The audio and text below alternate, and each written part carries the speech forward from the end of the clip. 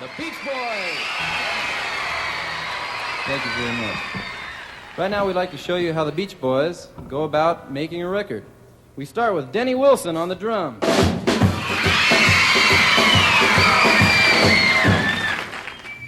Followed by Al Jardine on rhythm guitar.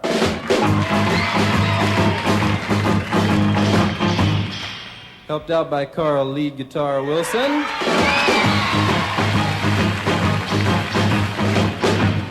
And filled out instrumentally by our leader Brian Wilson on the bass.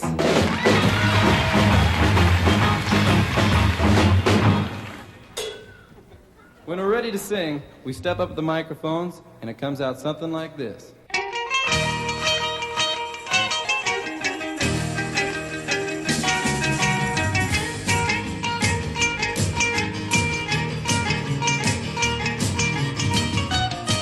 I went to Gold Star and I met the musicians who played for Phil Spector, and I immediately had Steve Douglas start booking. They're called the Regulars, the Wrecking Crew. They started booking them for me in my studio in Western. Session players were brought in by producers for a variety of reasons. In fact, most of the mid-1960s Beach Boys backing tracks didn't feature any of the Beach Boys. It was Brian Wilson's decision to push the music to another level. And to do that, he enlisted the best of L.A. We were on the road 150 days a year. Brian was getting a little bit more complex in his arrangements. And it just got to be too difficult to coordinate our itineraries. And that's when the Wrecking Crew stepped in. When I heard that some of the guys sat in for some of the Beach Boys, that surprised me. But in truth, at that point, the Beach Boys were Brian Wilson. He created it all. He was very self-assured, very much in control. He brought in the charts that he wrote himself. And most of the time, I mean, the music was entirely his. I mean, there were very few times that we made up licks on his stuff. Yeah. He had in his head what he wanted. First album was Summer Days and Summer Nights, the Beach Boy album. Ray Pullman was a great bass player, really good. Steve Douglas was like so on the mark as a saxophone player. He just blew my mind. He played with such finesse, you know, and he used to get real close to the microphone to get the best benefit of his instrument. They were all, the record, they were just great.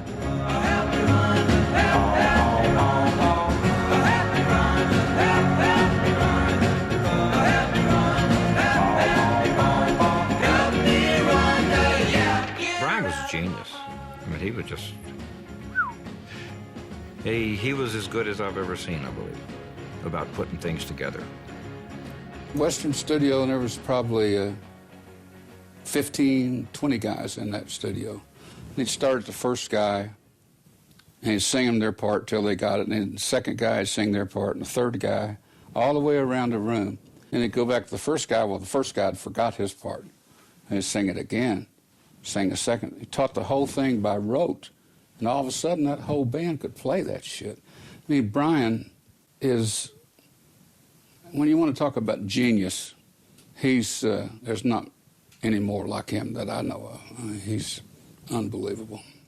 Pet Sounds was an incredibly important record and still stands there like, okay, top this, you know. George Martin told me Sgt. Pepper was an attempt.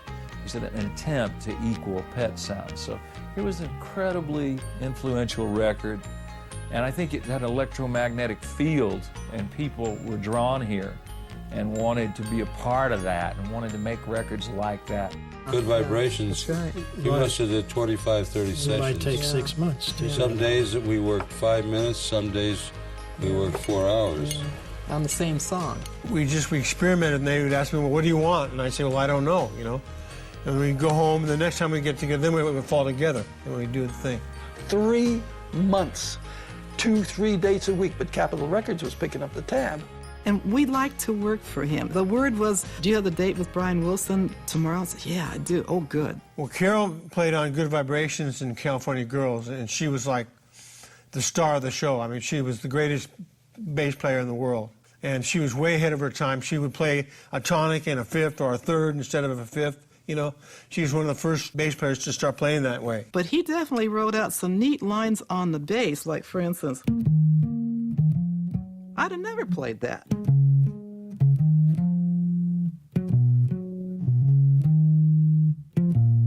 I'll just go into this.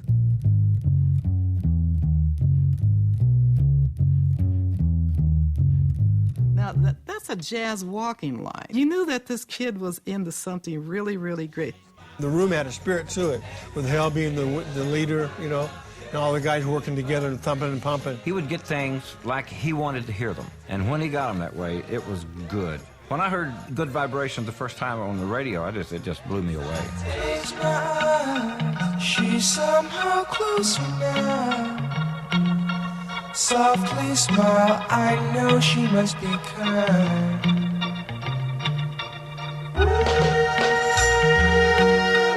In her eyes, she goes with me to a blossom room.